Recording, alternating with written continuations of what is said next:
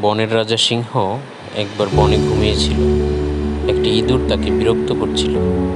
সে বারবার বলছিল, আমি বিরক্ত করো না, আমি এখন ঘুমাচ্ছি। হঠাৎ ইঁদুরটি সিংহের নাকের মধ্যে ঢুকে গেল।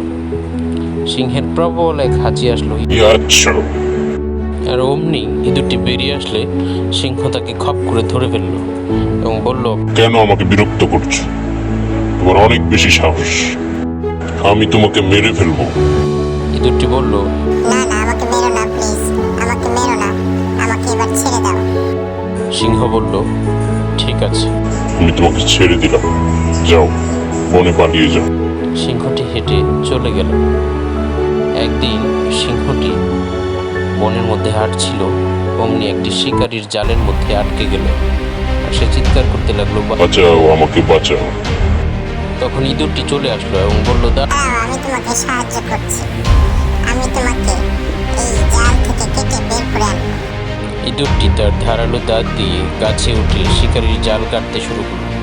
সে কুটকুট করে সব জাল কেটে সিংহকে বাইরে বের করে দিল। অবশেষে সিংহটি জাল থেকে বেরিয়ে আসলো এবং সে ইঁদুরের প্রতি কৃতজ্ঞতা পোষণ করল।